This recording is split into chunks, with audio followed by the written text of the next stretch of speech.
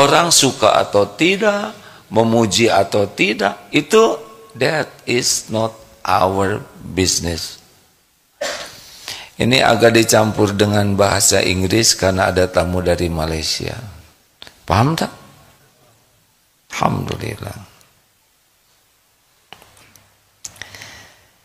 Nah, jadi masalah adalah kalau kita punya Tuhan yang lain selain Allah.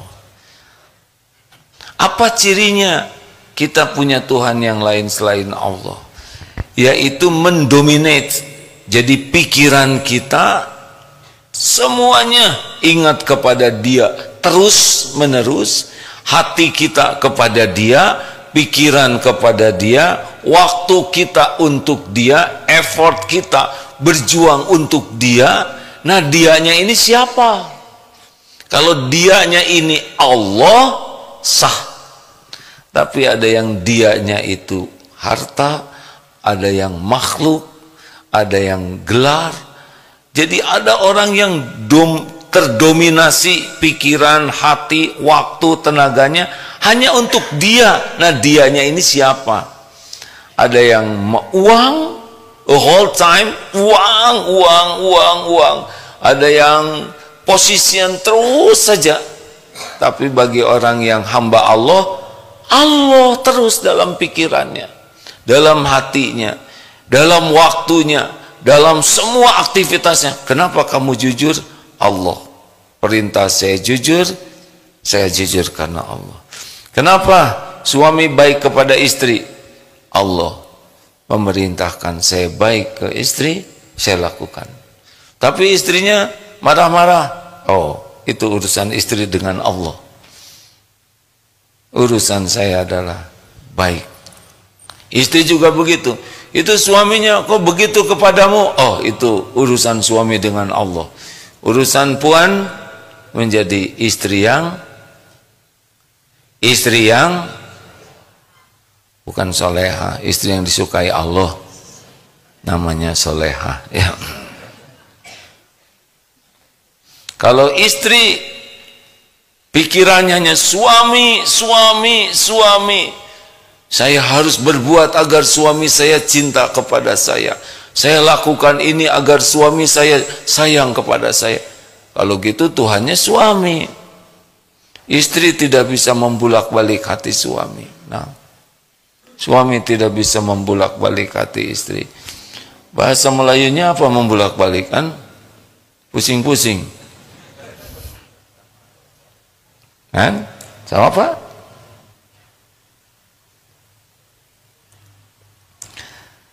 Kenapa kita bekerja? Tell me why. Kenapa? Cari uang? Tak. Kita tidak perlu cari uang. Uang milik Allah. Kita bekerja adalah ibadah. Allah menyuruh kita bekerja. Bekerja ihris ala ma yanfa'uk. Bekerjalah profesional dengan sangat baik, beyond expectation. Sebagai apa? Untuk uang? Bukan. Ini adalah perintah Allah. Uang mau diberi berapa saja oleh Allah, it's okay, terserah Allah. Banyak, alhamdulillah. Sedikit, alhamdulillah. Lapang, alhamdulillah. Sempit, it's okay, alhamdulillah. Diberi oleh Allah, alhamdulillah. Diambil, alhamdulillah. Semuanya milik Allah. Semuanya jadi ibadah. Jelas? Lebih simpel. Jadi kita tidak depression, tidak stres hidup ini. Orang memuji, ujian. Ada orang mencaci, it's okay, tak apa-apa. Karena semuanya juga jadi ibadah. Dipuji bagaimana ibadahnya? Syukur. Allah tutupi aib. Dicaci, it's okay, ya enggak? Kita tobat. Kita periksa kesalahan kita. Kita doakan kebaikan kepada orang yang berbuat jelek ke kita. Semuanya baik. Kalau diniatkan ibadah. Sehat? Alhamdulillah. Bisa dipakai ibadah. Sakit? It's okay. Tak apa-apa, ini tubuh milik Allah. Kalau Allah mau membersihkan kita lewat sakit, kita sakit, tak apa-apa. kita terima, ya Allah, saya terima sakit ini, tubuh ini milikmu, saya terima, saya ridho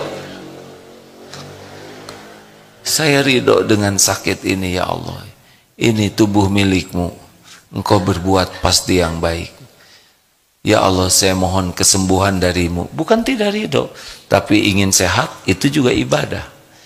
Saya berolahraga, itu ibadah. Saya makan obat, itu ibadah. Bukan untuk sehat. Sehat Allah yang punya. Ada yang sudah olahraga bagus tapi sakit, it's okay, terserah Allah. Enak tidak begitu hadirin? Oh, diam terus ya, kayak yang tidak enak ya.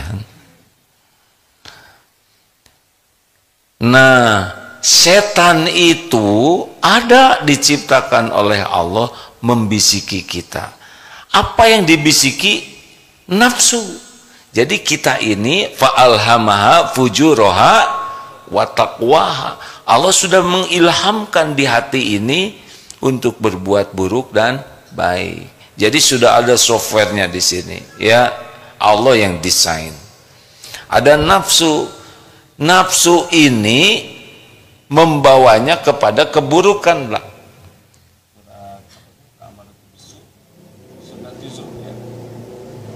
Jadi ada nafsu pada diri kita, yang nafsu ini ujiannya memang begitu, dia tidak suka untuk taat.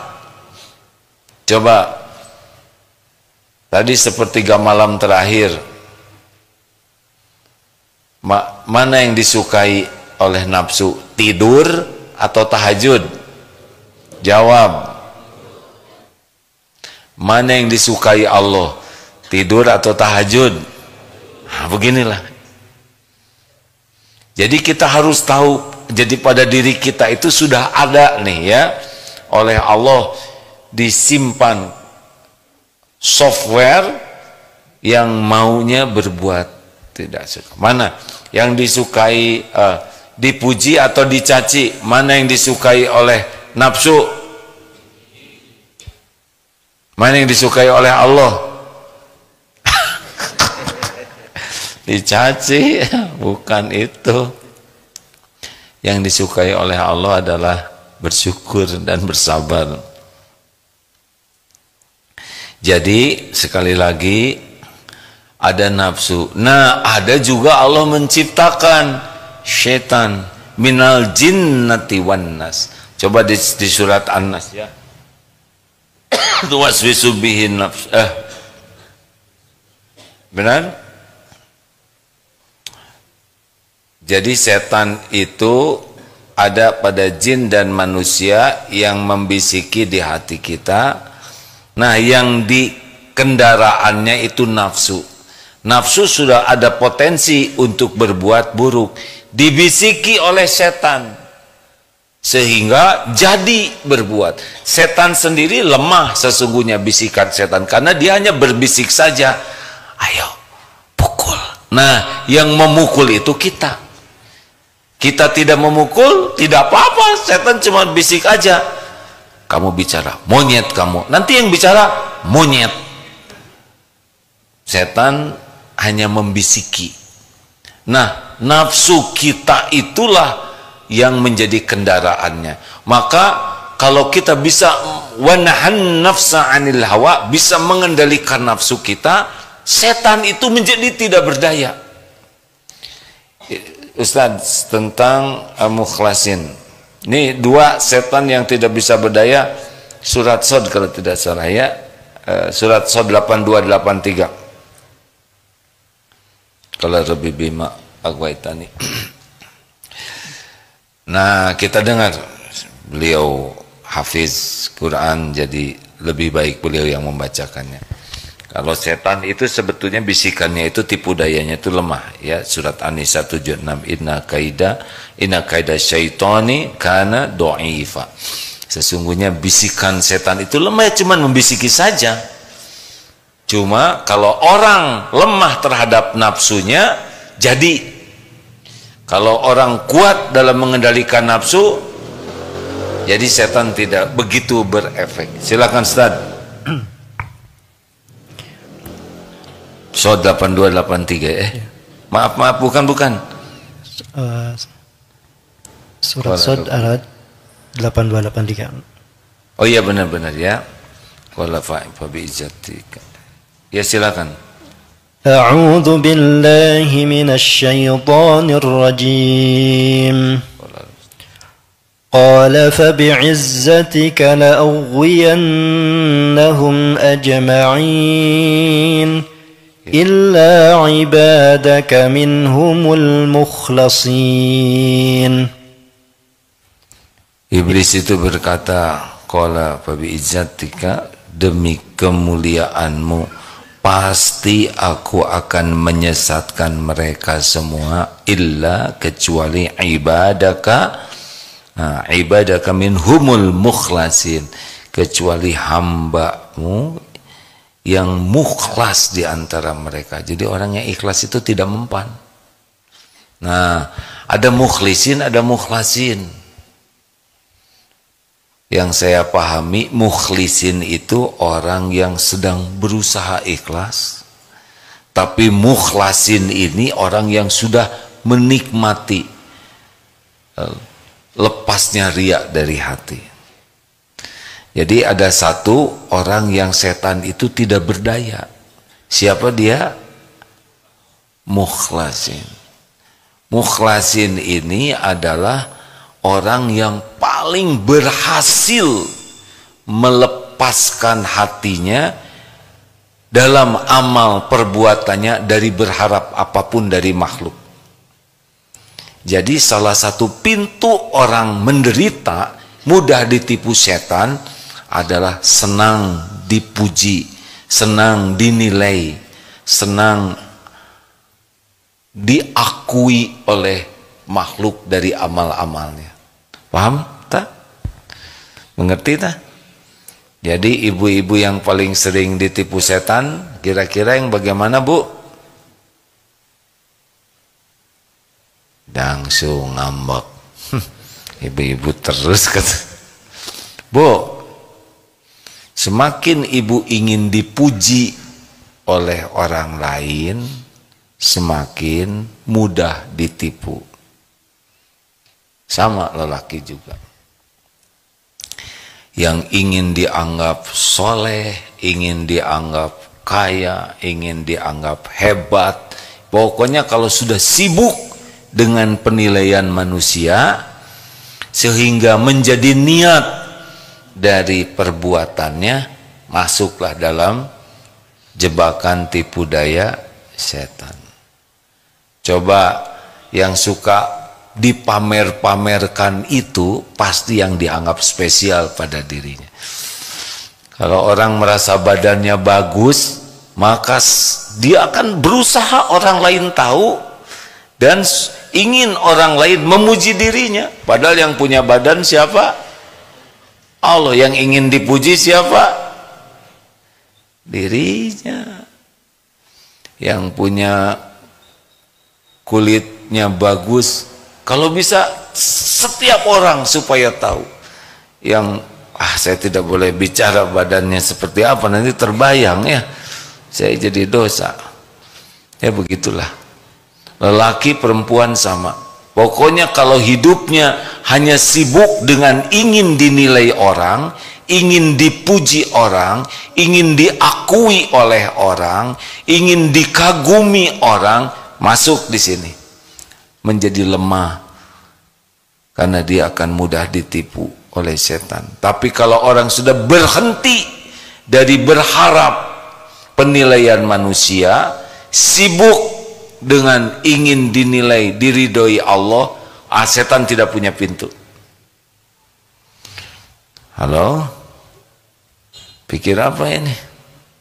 Silakan ketika berpakaian tanya, apa niat saya berpakaian? Kalau ingin kelihatan ini pakaian saya bagus, pakaian saya hebat, bukan tidak boleh, silakan. Tapi kalau itu yang menjadi niat, siap-siap saja. Akan menjadi lebih lama dandannya. Apa sih dandan dalam bahasa Malaysia, Pak? NN, kan? Besolek. Puan, Mana yang khusyuk? Sholat atau bersolek? Bersolat katanya. Ya? Berapa menit? Sholat paling 5 menit, itu udah lama sekali. Bersolek berapa jam?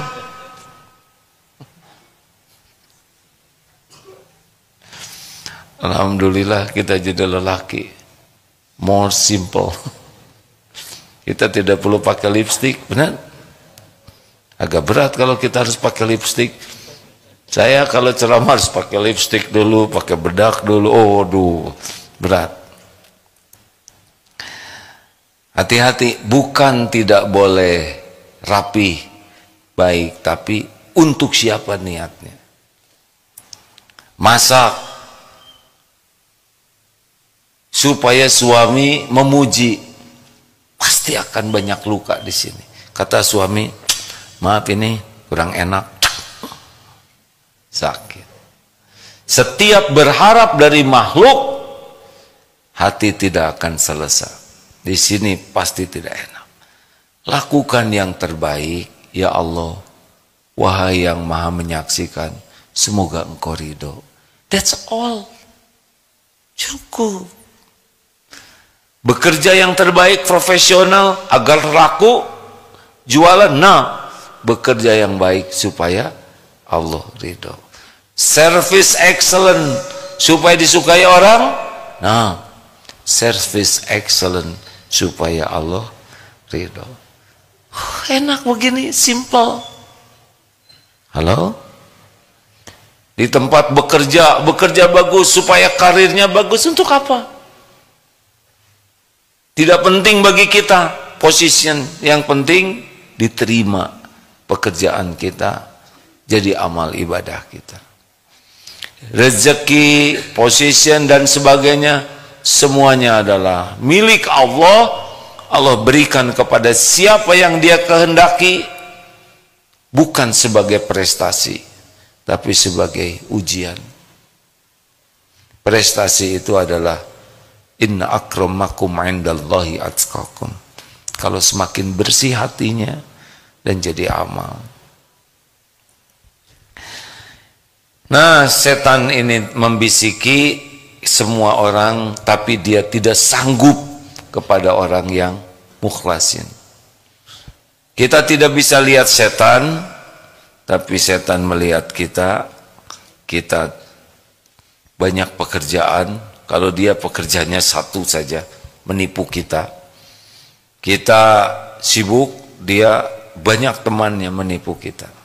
Setiap waktu kita akan dibisiki. Apakah ceramah ini dibisiki setan? Tidak. Kan? Jawab hadirin. Penceramah dibisiki setan tidak? Apa kira-kira bisikan dia? Hah?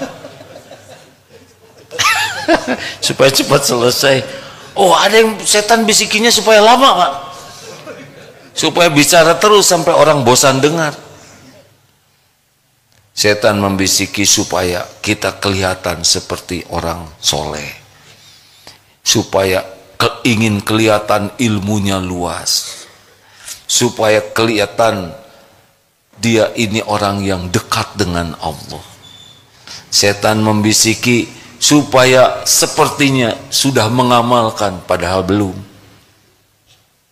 Setan membisiki supaya kita ini ingin kelihatan lebih hebat, supaya orang kagum kepada kita. Kalau sekarang bapak-bapak, ibu-ibu kagum ke saya, terus jadi gimana? Tak ada apa-apa, tidak ada apa-apanya. Kalau orang kagum paling begitu, kita juga bisa, ya kan? Coba kita sedih.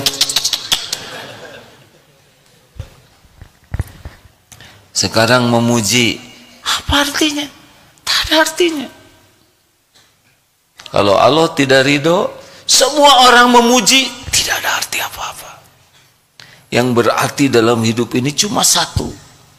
Tuhan kita, Allah Subhanahu wa Ta'ala, suka kepada kita That's all. Selesai itu hidup seperti itu. Dan itu yang kita kerjakan siang dan malam. Pasti ada yang suka, pasti ada yang tidak suka. Tak apa-apa. Rasulullah SAW sempurna segalanya.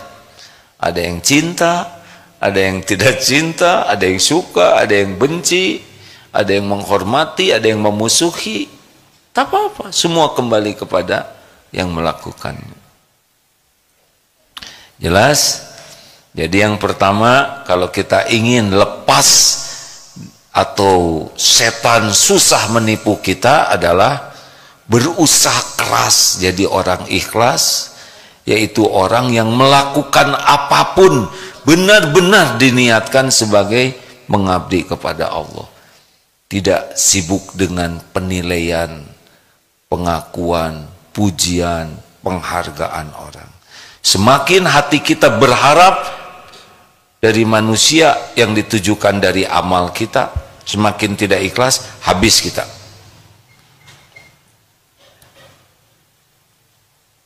Dua, sebetulnya ada dua ayat tadi, itu satu lagi di surat yang tadi tuh Ustaz Al-Hijr.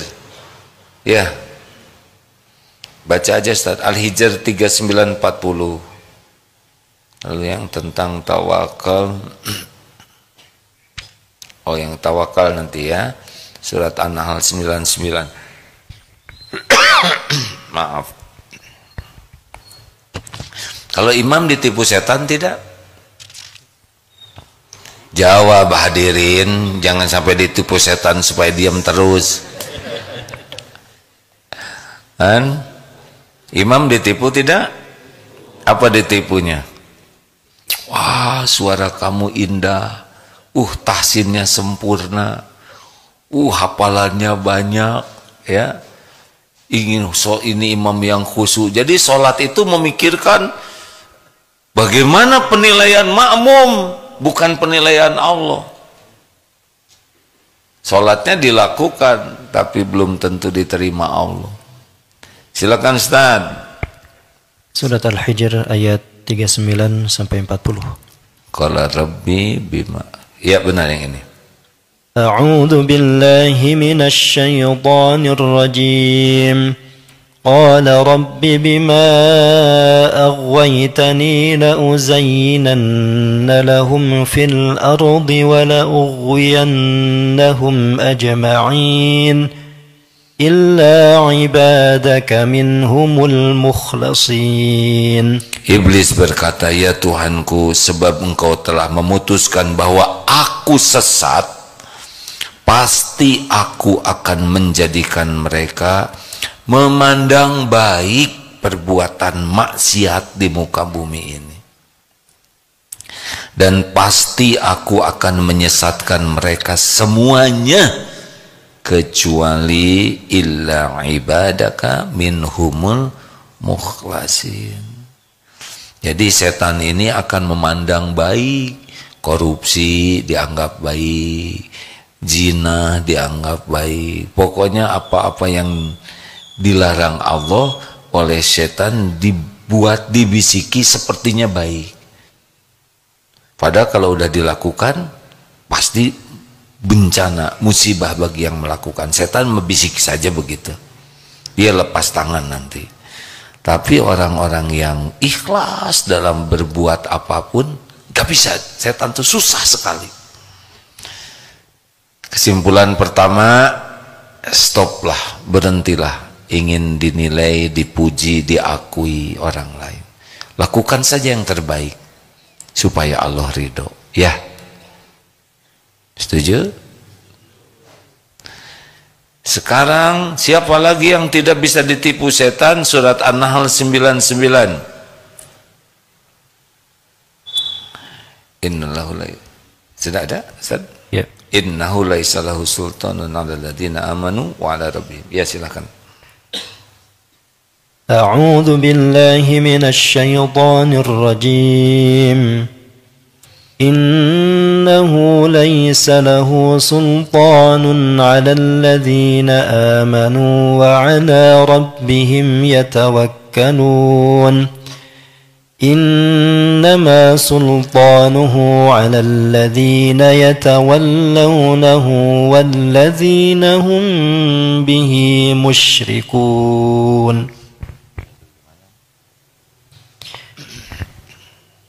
Sesungguhnya setan tidak memiliki pengaruh terhadap orang-orang yang beriman dan bertawakal hanya kepada Tuhan mereka. Pengaruhnya hanyalah terhadap orang-orang yang menjadikannya pemimpin dan orang-orang yang menjadi musyrik karena tipu dayanya.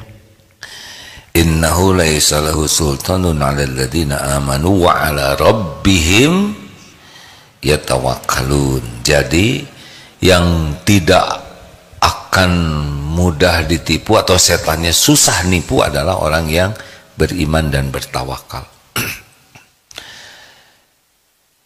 Makin bergantung hanya kepada Allah. Apa sih bedanya kalau dengan yang ikhlas tadi? Kalau ikhlas, niat dalam beramal. Jadi dalam beramal, berbuat itu niatnya kepada Allah. Kalau bertawakal, dia bergantung kepada Allah di dalam segala urusan. Jadi ada beberapa kesamaan, yaitu hanya Allah yang jadi tujuannya. Makanya kalau orang berharap dari makhluk, bersandar ke makhluk, bergantung ke makhluk, kena di sini. Kalau kita sudah benar-benar melihat makhluk itu la haula wala quwata illa billah, makhluk itu tidak ada daya, tidak ada kekuatan kecuali dari Allah. Termasuk kita, tidak ada nikmat yang bisa datang kepada kita kecuali Allah yang memberi. Tidak ada musibah yang bisa menimpa kepada kita kecuali dengan izin Allah.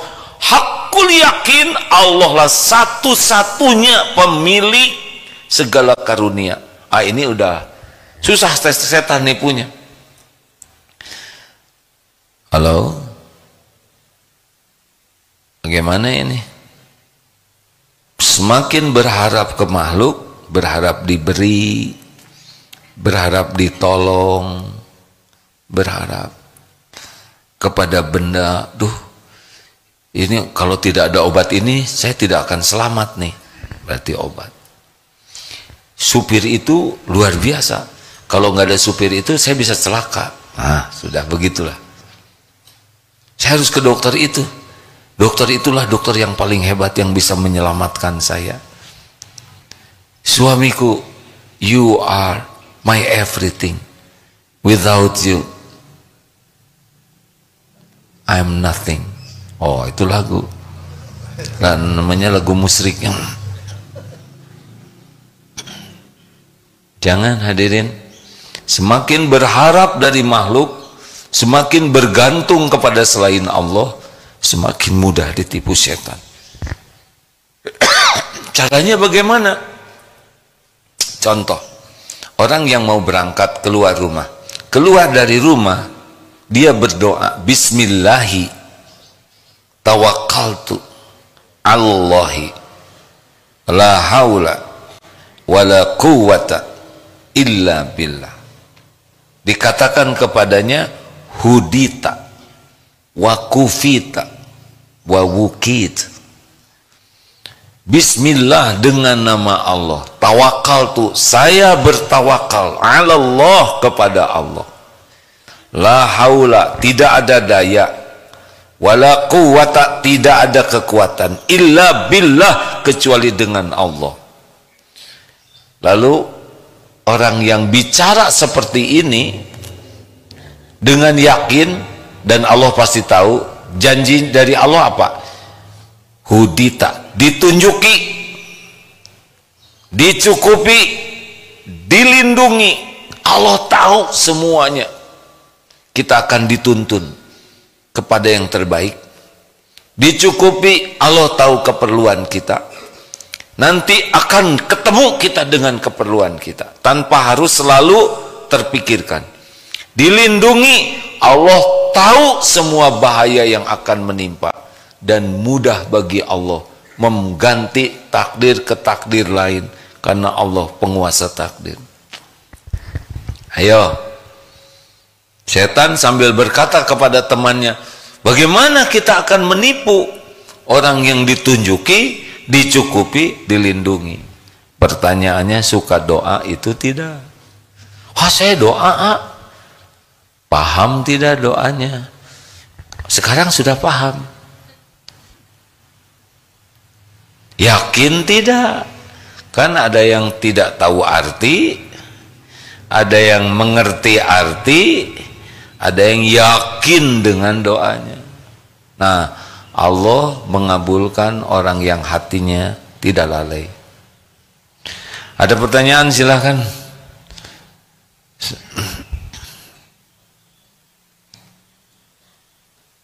Bapak mau nanya. Alhamdulillah. Sering ngacung tapi jarang kebagian. Silakan. Bismillahirrahmanirrahim. Seperti yang AA sampaikan tadi, masalah godaan setan. Jadi setan ini kan kata AA kan payah mengalahkannya. Jadi yang mau kita harapkan pertolongan Allah, ridho Allah. Jadi mendapatkan ridho Allah itu bagaimana caranya agar kita dalam beribadah mania, keinginan lebih. Contohnya, udah baca satu hari satu juz, mau masih ada waktu, nggak betul ini. Kemudian macam mana ya caranya biar kita militan, agresif? Seperti A bilang kemarin, agresif. Udah tahu apa itu cepat ke masjid itu sebelum azan, kita masih berlama-lama. Ini kan nggak militan, nggak agresif.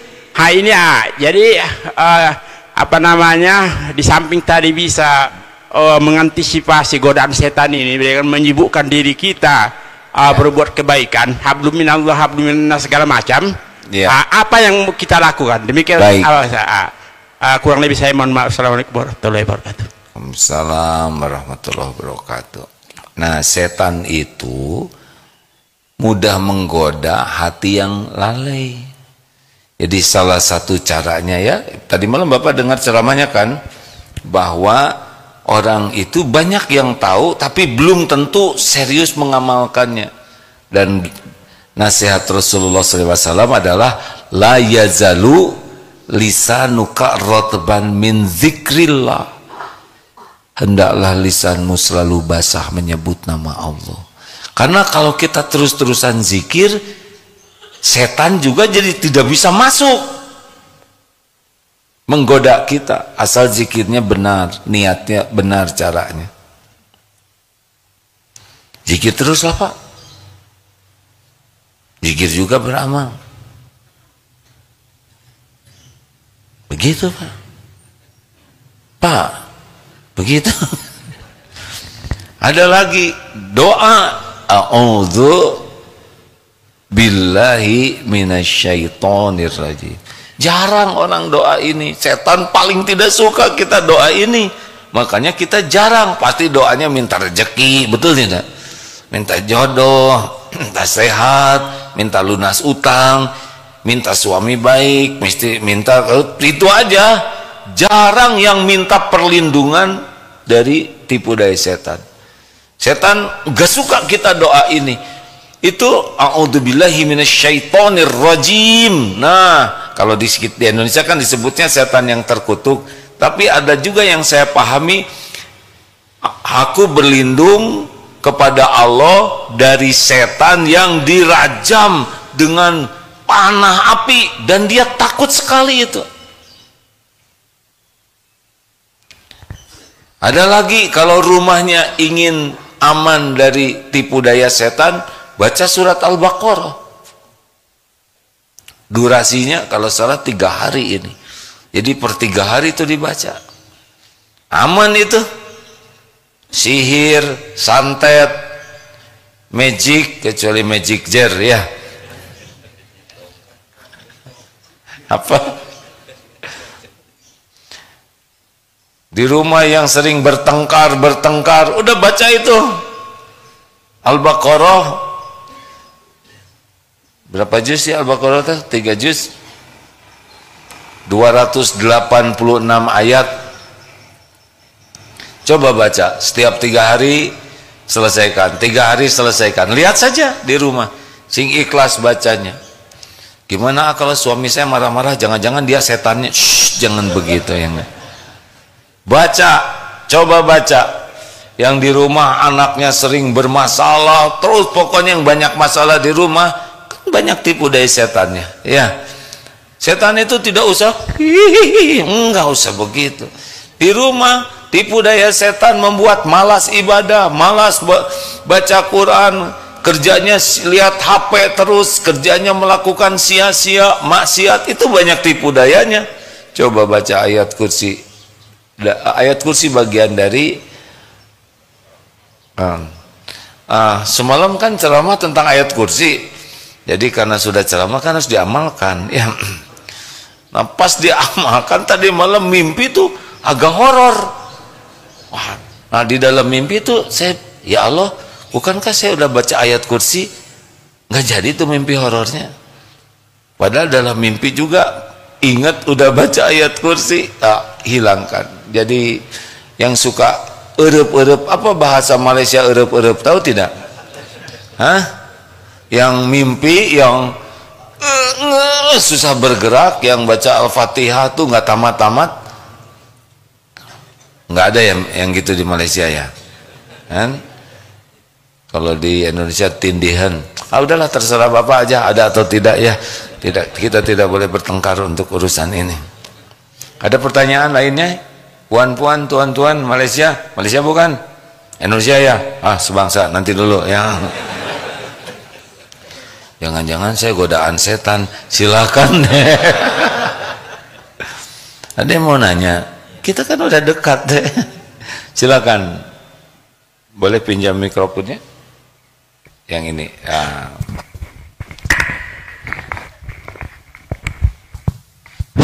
Bismillahirrahmanirrahim. Assalamualaikum warahmatullahi wabarakatuh. Waalaikumsalam warahmatullahi wabarakatuh. Afwan saya dari Medan ingin bertanya tentang seputar ibadah haji Haji? Iya, ini pesan dari ummi saya Alhamdulillah. Silakan. Bagaimana seorang wanita bercadar ketika melaksanakan tawaf dan sa'i, begitu juga sholat ketika melaksanakan ibadah haji, dan begitu juga nanti di Arafah apakah ada itu rukhsah di situnya? Baik, memang dalam pakaian ihram dilarang menutup wajah. Nah, lihat ya, dan juga mendapat ilmu, yaitu ada yang diberi jarak ke depan, jadi seperti pakai topi, jadi penutupnya di depan, jadi tidak nempel ke wajah. Itu yang pernah dilihat.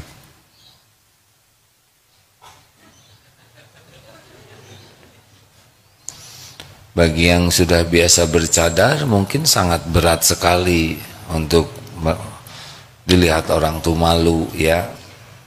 Nah, bagi yang berkeyakinan seperti itu, yang lihat dan beberapa referensinya, jadi seperti pakai topinya maju ke depan dan pakai penutupnya lebih jauh, jadi tidak seperti nempel begini. Itu yang saya lihat. Mohon maaf saya belum memiliki ilmu yang lebih detail dan lebih jelas tentang hal ini. Maaf ya. Terakhir, Malaysia tidak ada yang nanya ini.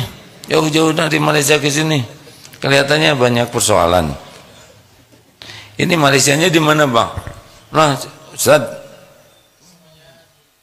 Kuala Lumpur. Weh, sama-sama bersorban, tidak boleh bertanya. Bismillahirrahmanirrahim. Terima kasih dan sahabat-sahabat serumpun. Ini yang keberapa kali ke sini? Ini yang ke-21. Masya Allah. Tapi sekarang beda badannya, lebih langsing. Iya, alhamdulillah. Alhamdulillah. Masya Allah. Alhamdulillah. Teringatkan saya kepada Al-Quran surah Al-A'raf, ketika mana dialog di antara iblis dengan Allah, yang akhirnya Iblis ada menyebut dalam surah Al-A'raf ayat 17, thumma la'atiyannahum min baini aydihim wa min khalfihim wa an aymanihim wa an syama'ilihim wa la tajidu aktsaruhum syakirin.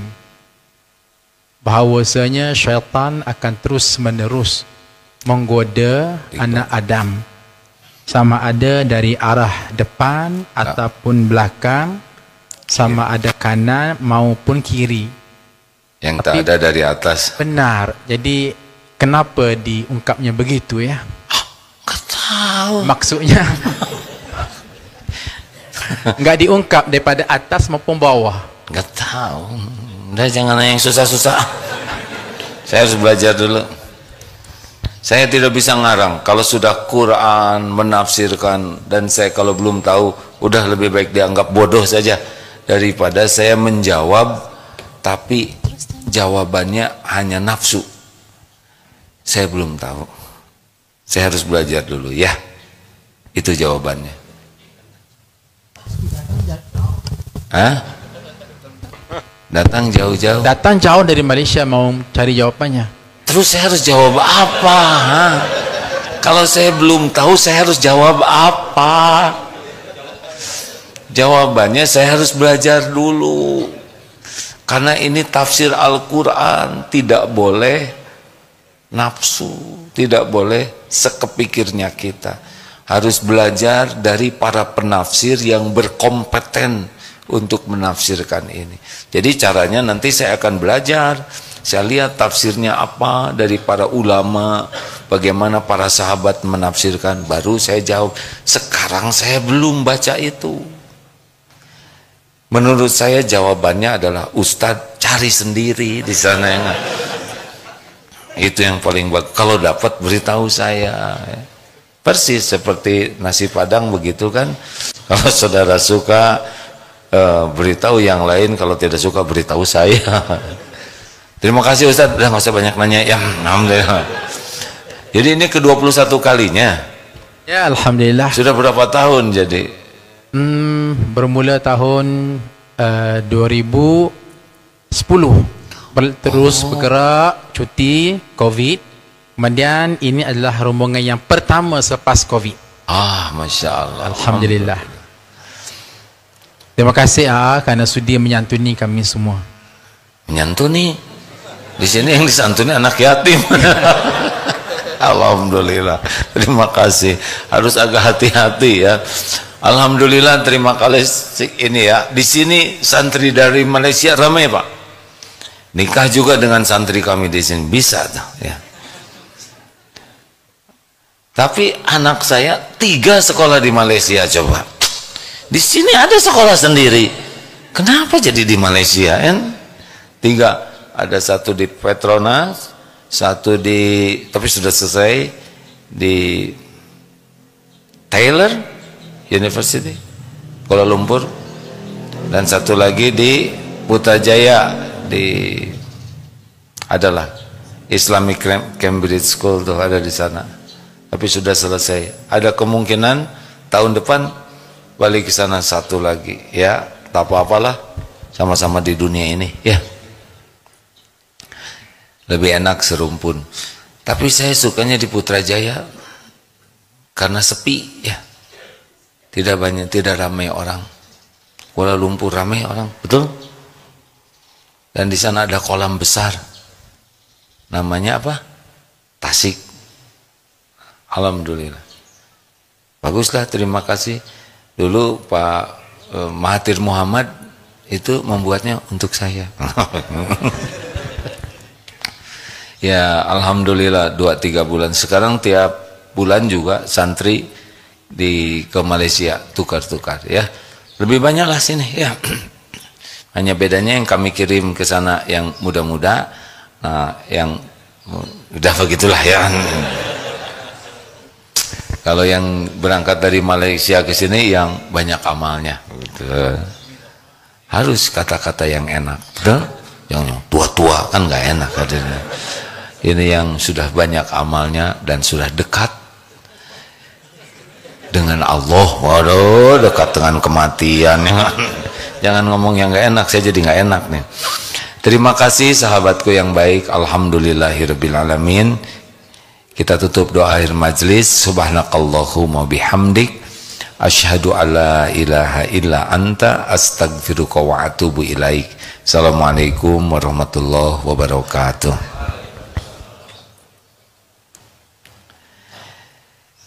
Ya, tim Zoom, terima kasih semuanya ya. TikTok, udah? Terima kasih TikTok. Sekarang TikTok yang paling banyak menyimak live-nya. YouTube maksudnya. Dan semua makasih ya. Jadi ini pakai hampir semua platform media, Pak. Mulai dari TikTok.